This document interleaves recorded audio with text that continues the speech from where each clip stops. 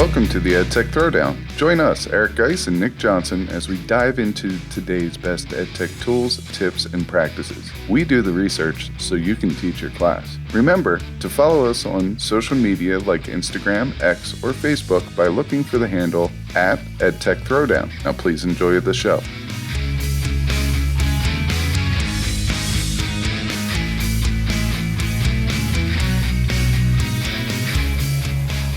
Welcome to the Edtech Throwdown. This is episode 183 called 8 Great EdTech Tools for Literacy. In this episode, we'll discuss some of our favorite websites for enhancing literacy in your classroom. We'll also take another look at an amazing new feature in Google Notebook LM. This is another episode you don't want to miss. Check it out.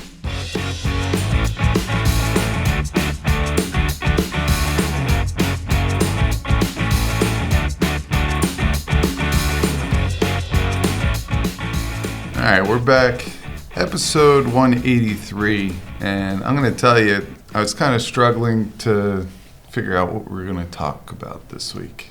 You know, I really wanted to do something different than just throw a bunch of tools at you again, and I was struggling coming up with that because I'm not going to lie, I feel like I've been a little disconnected working on other projects rather than doing creative activities and things like that. But luckily, you know, this morning I was messing around because I wanted to go into one of my new favorites, which is Notebook LM. I mean, I talked about it.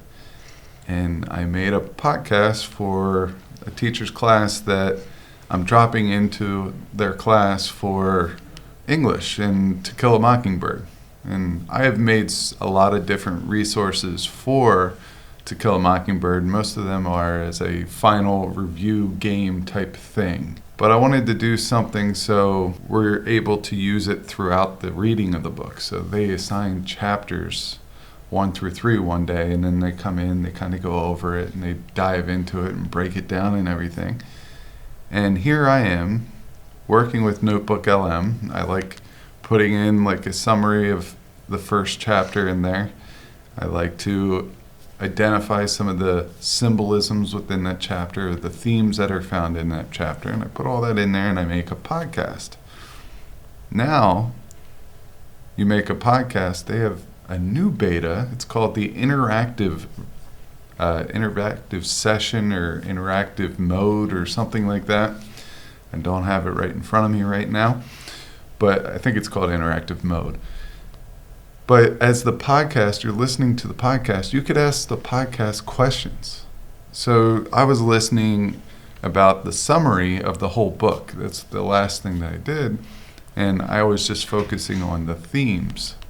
And they were talking about, the two AI podcast hosts were talking about how in the 1930s your name meant a lot, about the clout that you had in the town.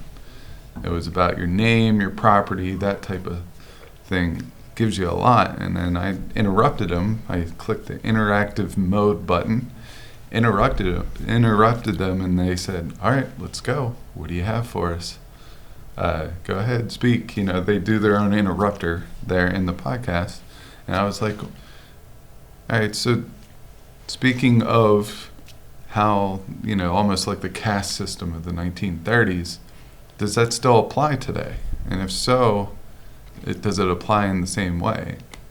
And then I went quiet and it goes, you know what, that's a great question and we should really dive deeper into that. So, and then the other host came in and said, yeah, this is awesome. This is a great question. And to answer your question, yes, we still have that caste system, but it's not, you know, it's no longer tied to a family name or anything like that. It's really been pushed and swayed in the way of social media presence and followers and things like that.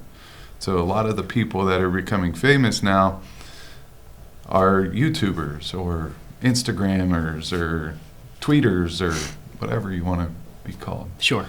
So I thought that was very interesting, and as they were going through that, I was asking other questions like, can you tell me a little bit more about, you know, this theme? All right. Can you tell me a little bit more about how color symbolism really played, you know, a part of The Great Gatsby. That was another one that I dove into. So all this stuff is on one platform. And let me back up a second by saying you just upload resources, whether it's a study guide. I took a script from a YouTube video, copied and pasted it in there. I took Spark Notes or Cliff Notes, and then I took a worksheet that has questions on it and put all that in there. And then I copied and pasted my own questions in there that I wanted to focus on. And I clicked a button and it's making that podcast. But the other thing you could do is then you could ask, hey, can you pull out all the themes of the book and how they were mentioned from these resources? And it's going to make you a note card based on that question and allows you to dive through that a little bit. Now, our students don't have access to Notebook LM. They don't. It's part of a higher Google package that our school offers, one, and two, it's also still in beta. At least parts of it are still in beta, and our district doesn't allow beta tools to be, approved for student usage. So I use my own personal account. I'm making these resources for my professional account. They're not connected in any way, but I could bring them over and I could use them in my lessons. It's really amazing. Like it was, this Notebook LM thing was created as a research partner, right? Your AI research partner, where you put in these resources and it generates stuff for you. And, and it does that really in an extremely powerful way. But this podcast that it creates I think that's the really mind-blowing thing. If you haven't done this yet, you got to do it like right now. Like pull your car over, sign up for Notebook LM. You can do it for free with your Google account. You may have to use a personal account if, like us, your school account doesn't let you do it. But it's just so cool, man. Like I did this with a bunch of my study guides. So literally just upload a study guide for a unit and it combs through all that information and creates this podcast of two AI individuals speaking. And it's just like really good. It's really good. It's the only way you can say it. It does other things, like it'll create study guides from the documents you upload. It'll create an FAQs page from that information, timelines, and other stuff as well. But it's just so cool. And I was talking to you just a little bit ago when we were planning out more of this episode, and I said that I think Google Notebook LM is going to be, I think it's going to be something. I think it's capturing people's attention. There's a ton of AI tools out there that get a little bit of usage and then kind of peter off because it's like, yeah, that's entertaining, but does it have value for me in the long term? And a lot of times the answer is no, but this one, man, I think is going to be, it's going to be powerful. I think it's going to stick around. I know for me, I'm gonna keep using it just because it's just so easy, and what it does is so good. The podcasts that it makes, you've heard them, obviously. They're just, it's like unbelievable. For your first time, when you hear the people speaking, you will not even believe almost that it's AI generated. Yeah, I will say that I think one of the knocks against Notebook LM is the fact that you get what you get and you can't get upset with the voices. You have two voices, they're on each one, and there's no type of customization to that. Now, later down the line, will you be able to pick between different voices? Probably. I would guess yes. Probably. But right now, no. But from what I've heard is that the students don't really mind that it's the same two voices every time. They don't care because they're getting presented with the information in a different way, in a simplistic way, that they're able to get exposure to that information again. So check out Notebook LM. I think it's worth your while. And unless you have something else to add. Well, kind of. I'll just add that it's roughly goes along with our theme of today's episode, because we're talking literacy. We found some pretty cool online tools centered around just that, literacy, helping students read and write better, more effectively, make it more engaging, all that good stuff. And Google Notebook LM, I think, is in that wheelhouse, right? It is a AI research assistant. And if you're researching, you're reading and helping process that reading and take notes, and it is there, I think, at higher levels than a lot of the stuff we're going to talk about. But it's worth mentioning that it fits in as one of these tools. We just wanted to bring it up at the top of the episode because of how crazy it is, and I think it's our main takeaway for this. But if you keep listening to our second segment, you'll hear lots of other cool stuff that we're going to get into. At this point, we're going to pause for a brief message from the Teach Better Podcast Network. This podcast is a proud member of the Teach Better Podcast Network. Better today, better tomorrow, and the podcast to get you there. You can find out more at teachbetter.com/podcasts. Now let's get back to the episode. All right, so we are back with our main bulk of the episode, which are digital tools for literacy. Nick, you threw this episode together. I chimed in on a couple of parts, so I'm really only familiar with a couple of these. So I'm going to learn with the audience today, but I will be doing 2, maybe 3 shares out of this list. But I'm going to let you take it away, and maybe you could do 2, and then I'll come in with 1, and we'll just follow that type of a pattern. Sure. Let me give you guys the first one here. It's a website called noredink.com. This one is like really on the nose as far as a literacy website, because that's what it does. Its whole purpose is curriculum, built-in online lessons that are going to be, tailored to the individual student. All about just that, man, literacy. It's writing. Some of the collections that they have with their different online activities that your students can actually do. They have like daily writing challenges where students can build their fluency with prompts, right? Just these like quick, short answer prompts. There's just a bunch of those, and I think they have a new one each day. One of the collections is different writing genres, and it gives them prompts and then like a scaffold to follow for how to write within that genre. They have different novel analyses. So like if you're reading a certain book and you want students to give or to provide like a chapter by chapter, different prompts and responses to various things, there's that.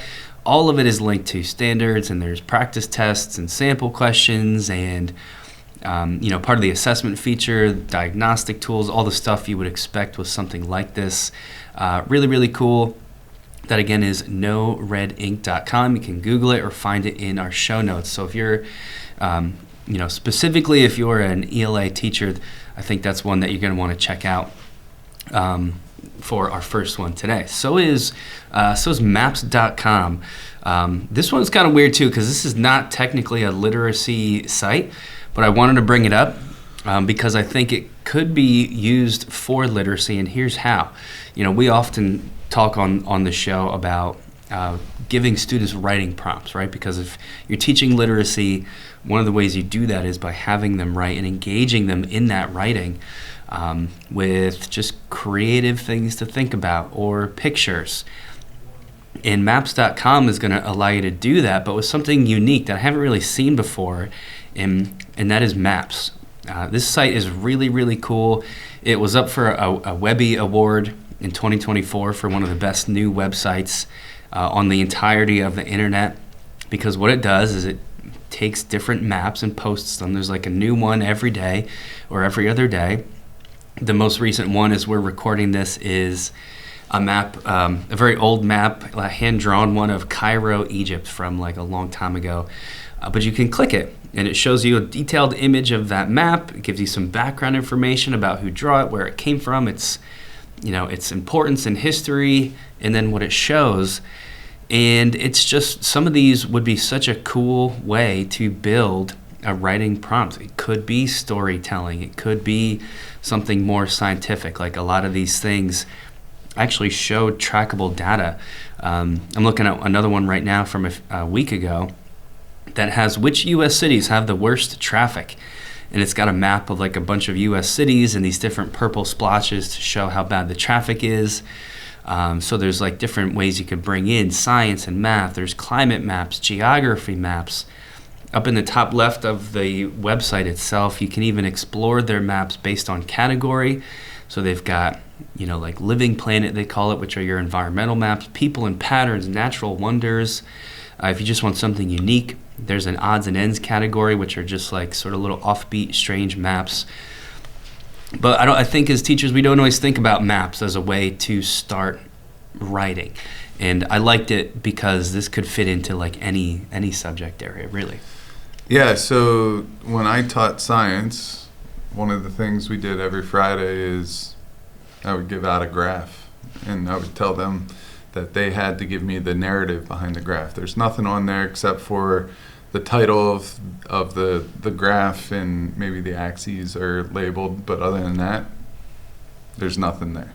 Like, there's no narrative there. So I want them to write the narrative because it's a great exercise to help them with test taking.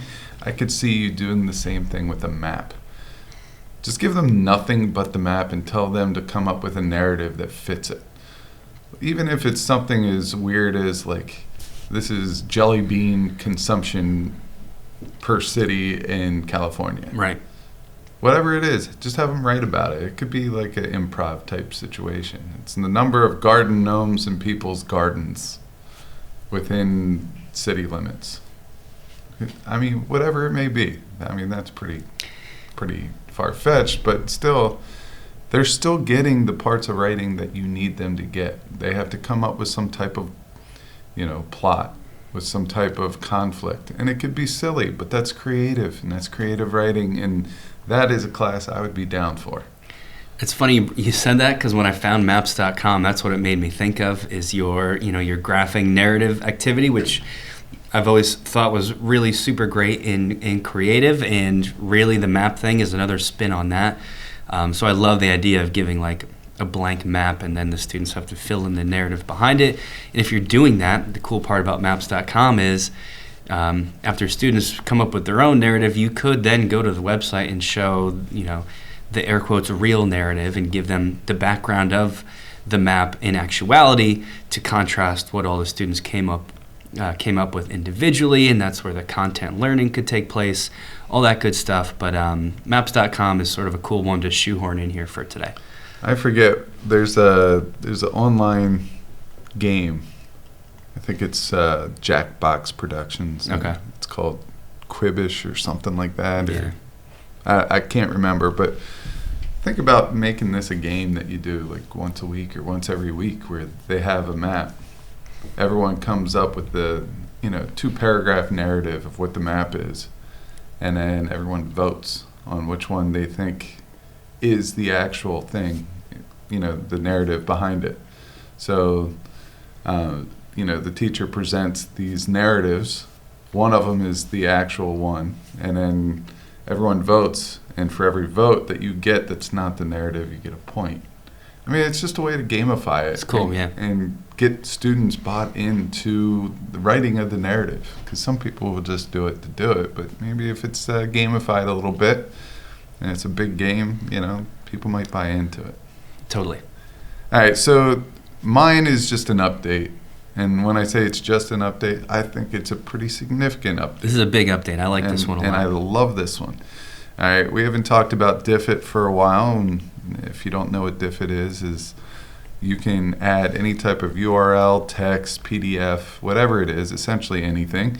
And what it will do is comb that resource and make resources for that whatever that content area is. So you could even put in a title in there, like photosynthesis, and it will go to work for you, and it will create a bunch of resources. And they also have the ability to create activities based on the content. All right, so it will take a template that it has, and it will enter a summary of that content and all the vocab words, definitions, note cards, multiple choice questions, short answer questions, discussion questions, all those things into these activity templates. So it's very easy, very cool. Now the new thing that I'm excited to share with you is they created a tab for books. All right. They did also bring in standards semi-recently, but books is the new thing. So if you select the books tab and you put in, give me a book title. 1984 by George Orwell. There you go, 1984. You could select the book, you select the chapter or chapters that you want included, and then you go ahead and you hit create, And what it's going to do is, I guess the summaries are already preloaded in there, and there's a lot of titles there.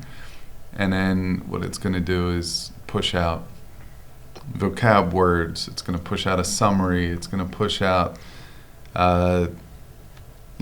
discussion questions, all this. And it's going to allow you to do the traditional, put all this stuff into a claims evidence reasoning template, or a project-based learning template, or infographic template. And it's going to allow you to download those and use them. And it all takes a couple of minutes. In a couple of minutes, you will have enough activities to fill a class period or two for that content or that topic. So I think it just makes a starting point for a lesson that much easier. What I'm saying is a starting point. I think you should put it in there, see what it has to generate, select all the stuff that you want, and tweak it. And maybe even present it in a different form. But if you didn't have to type all that stuff up, you didn't have to, if the activity fits, you don't have to recreate the wheel, you're saving a lot of time.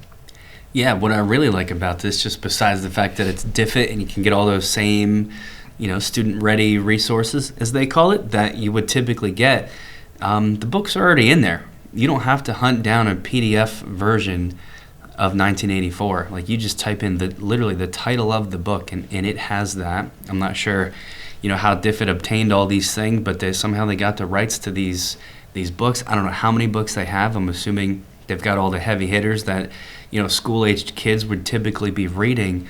But that's it, man. Put in the book title, select your chapters, and then you're off to the races with it. I was very excited about this just because of how great DFIT is and just how easy this now makes it to prepare resources on a chapter-by-chapter basis to sort of move along with wherever your class is at. So get your book from DFIT, generate it, get the activity, download it as a PDF, upload it over to Notebook LM, and allow it to make a podcast. Yep. Boom. Yeah, that's beautiful. Nice. You got like a week's worth of stuff for your class right there. As your students are reading chapters 3 through 6, they can listen to this podcast in bits and pieces during each class period, and then go to work on their DFIT discussion prompts, whatever it is. So it's just a cool one. I'm going to jump into the next couple of these. One of them, this is one of the other ones I was pretty excited about. It's called ESL Bits. This is a very interesting website. If you check it out, the URL is kind of funny. It's esl-bits.eu/home. Just head to our show notes for episode 183 to find this. It's like very low-tech looking at the website design. Looks like it was, made in 1998. And I'm not knocking it. I like it. I think it's cool. It's clean. It's the person who made it, I'm pretty sure, is a guy named Skip. He's got a picture of himself at the very bottom of the page. Oh, yeah, that's Skip. He's in a cowboy hat with sunglasses and his 2 dogs. I just want to read you his little tagline at the bottom of Skip's page here. It says, the sole purpose of this site is to help students improve their listening and reading comprehension of the English language.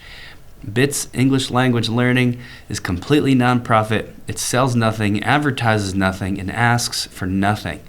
It's an online-only site. There's no links for downloading, and none will ever be provided. Skip is wholly responsible for this site and has all the credit or all the blame, as the case may be. I think Skip's a character. I've never met him, but Skip, if you're listening, we'd like to chat with you because your site is really great.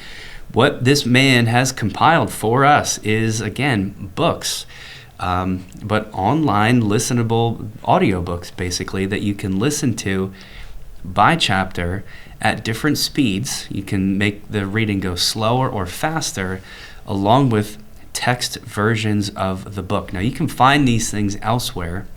Of course, audiobooks are available, but I think what Skip does that's super powerful is makes it completely hassle-free, because all the books are on his site. You search it, you find it, you click it, and you hit play. As you listen to in his little explanation there's no creating accounts. There's no signing up, signing in. There's no setting up your class. There's nothing. It's literally just, here's all these audiobooks that I somehow put together. I don't know how he's paying for this. I don't know how it's legal, but it's really, really cool. Almost more as like a support maybe for students with special needs that might need the audiobook slowed down, that might need the text along with that digitally. I don't know, but it's just a really cool resource that's again called ESL Bits. And I want to thank my man Skip for putting that together for us, because it's just really it's really super cool. Along with the next one, which is called Write the World. We talk a lot about, or at least whenever we can, we talk about ways to make learning real for students, to make learning meaningful, to link it to broader issues and things that are actually happening. And Write the World does just that with literacy. Write, by the way, is spelled W-R-I-T-E. You can find it at writetheworld.org, and it's a nonprofit that is all about helping teenagers write and think critically. It does it a bunch of ways. There's, it's basically like a writing community where, again, there's different prompts on the website that students can respond to, and you can build these prompts into your class. The cool part is you can have the students submit their writing to the Write the World community, and they can enter them into competitions, right? So then it goes up. They're read by actual authors, experts, and peers around the world. The students can win those competitions. There's workshops that you can have your students take part in. As you're an educator, there's all kinds of resources to help you do this. They've got a whole library of free stuff, which is super cool. And as you'll find, most of these prompts have to do with, I want to say like worldly issues, things happening now. When I was checking these things out, it just seemed to me like as a super appealing way. Like I could imagine if I was a teenager today, this would be, this would be right up my alley for something that I would want to check out and that would really capture my attention. If you're checking out their site, I think the competitions piece is really exciting. Just some of the ones they've got running now. There's an op-ed competition 2025, which is focused on, of course, op-ed journalism. They had a poetry competition, or have one, that's being judged currently, where the poems being submitted are all about nature. Coming up this March, that's March of 2025, there's a songwriting competition. So you can see the writing that gets submitted are going to be all kinds of different things, which is really cool too. It's not just, typical prose style writing. It's all sorts of different stuff. That's, again, Write the World, and I think that's another one of my favorite features for today. Yeah, I'm just going through Write the World website, and it is pretty awesome. The one thing I clicked on was college essay program offerings. Yeah, cool. They have some resources on how to write a college essay, and they also have a competition that goes with it. I think it's pretty awesome. Some of the resources that you're able to get for free that will be able to help your students is next level. This is such a clean site too. There are a lot of different lessons here for the taking: environmental writing samples, climate flash fiction lesson plans, climate advocacy writing lesson plans, climate poetry, songwriting resources, and there's a competition for that. So if you have some musically talented students that want to explore that would be awesome. Just so many different things here. This is definitely a great find and something that I think I'm going to steal for my workshop. Yeah, man, it's all yours. Steal away. That's the kind of the point of sharing these things out. So feel free to take it. All right. So next up, we've got maybe I'll just do these last two. Are you cool with that? If I just rattle them off and then you can jump in.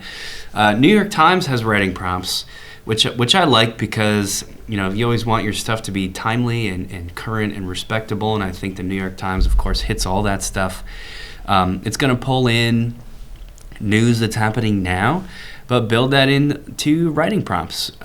So they have different types of these things when you head there. There's picture prompts, there's student opinion questions, there's current events conversations going on. One of the ones right now that I'm looking at for posted yesterday was, will you be watching the Super Bowl? And then there's like a bunch of, specific things beneath that, like questions about why you would, why you wouldn't. Also from yesterday, your favorite sports team. That's what they call a picture prompt. This particular picture looks like maybe somebody's basement that's decked out in Eagles gear. Of course, we're coming up to the closest Super Bowl. The Eagles are in, of course. So they show you this picture, and you, again, do some sort of writing piece on that, whether it's a narrative thing or whatever it's going to be. Student opinion, Grammy Awards. I'm just sort of going through here so you guys can see the types of stuff you're going to get with these New York Times writing prompts. The only thing I'm not quite sure of is, I know that our school actually gives us access to the New York Times, so I'm not sure if you would have access to this without that. I am signed in to look at it, so you'd have to check that out. But if you just Google New York Times writing prompts, you'd be able to see whether you need to sign up for it or not, and do so if it looks like something interesting to you. But anything New York Times I like, just because of how professional and clean it is. And this one is built specifically for teachers to use, so it's going to be a lighter lift on your part as the teacher, because these things are ready to go to bring to your classroom and get the kids writing about what they're seeing with these prompts. Yeah, I am not logged in right now. Okay. And I could still see the prompt. All right, and cool. There's also a New York Times prompt newsletter that you could sign up for.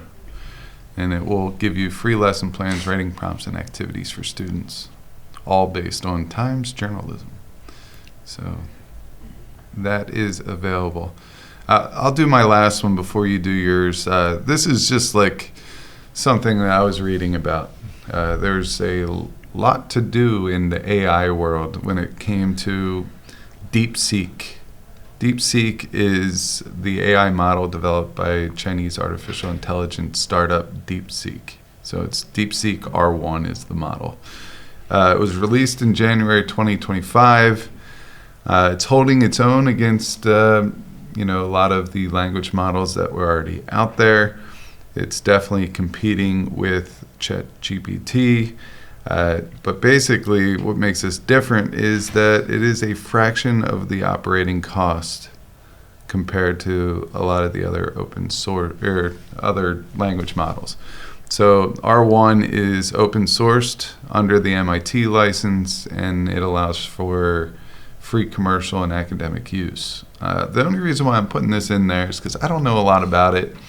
I thought the article was an interesting read. It tells you a lot about the R1 model and how it could stir up the pot a little bit when it comes to AI and how we use it. So I linked the article into the show notes. Definitely check that out. I'm not sure if this is something that is going to be governed by, our government. I'm not sure if this is going to be part of the battle that's going on with the AI territory wars that's kind of been a hot topic lately, but it's definitely something that we should keep an eye on, especially if it's going to be low cost. Yeah, I mean, it's going to be part of the battle for sure. DeepSeek is interesting because it, when it opened up in the App Store, it overtook ChatGPT within hours. I guess it's better. People are saying it's better. We, as teachers, we usually don't do the types of prompts that are complex enough to really see why it's better, but I've seen some stuff online that, is like, here's a program written by ChatGPT, and then here's the same program written by DeepSeek, and it's got some spinning image, and DeepSeek's is way better. That's all way over my head. But yeah, man, I'm glad you brought this up, because if you're in the tech world at all and you're interested in this stuff, it's just kind of fun to follow along and see where this is all going to go. Like, is DeepSeek gonna stay on top? Is it even going to stay legal? Who the heck knows? But it's definitely very interesting, and I'll just use that to jump to our final mention for the episode here. Very similar to the New York Times ones. This is called Wonderopolis Writing Prompts. I brought this in just for something maybe for the teachers listening who might teach younger kids, where maybe those New York Times ones won't be as interesting, Wonderopolis has similar things, but geared towards a younger audience. Very cool. I think to make the point, I'm just going to read off some of these so you know what you're going to get here. They've got one called Who Was the 10th Muse? And it's got some like medieval painting of, I don't even know what this person is. I don't know. I barely know what a muse is. I don't know what the 10th muse is, but that's the point, is the prompt gets you thinking about that and then introduces these concepts, and then you have to talk about it. Why do young children write letters backward is another one. What is Pig Latin? What is plagiarism? What is clickbait? What is an unreliable narrator? Very interesting. Who invented paper? How do you know if a source is valid? So you can see there's a mix of like just generally interesting things and then more academic things that you can throw in too. Wonderopolis I saw on another list of like award-winning websites for 2024. It's just a really great one. So if you're a teacher who's in this world at all and looking for creative prompts, Wonderopolis seems like another can't miss. I think that also wraps it up for episode 183. I hope all the listeners found something interesting when it comes to, reading, writing, literacy. I know that I sure did. As always, thank you for listening.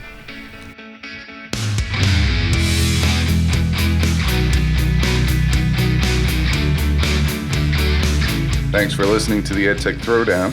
Do us a couple of favors. Subscribe to our podcast on any major podcast catcher such as Apple, Spotify, Amazon Podcasts, and Stitcher. Go over to YouTube, search the Edtech Throwdown, subscribe to the channel. You can connect with us on Twitter, Facebook, and Instagram. The show's handle is Edtech Throwdown. You can connect with Guise at Guise.tech, Nick at Nick.tech. You can write us an Apple Podcast review. You can tell your friends about www.edtechthrowdown.com. And lastly, go over and check out our friends over at the Teach Better Podcast Network, a network that we are so proudly involved with. Until next time, remember, go try some EdTech because we will do the research so you can teach your class.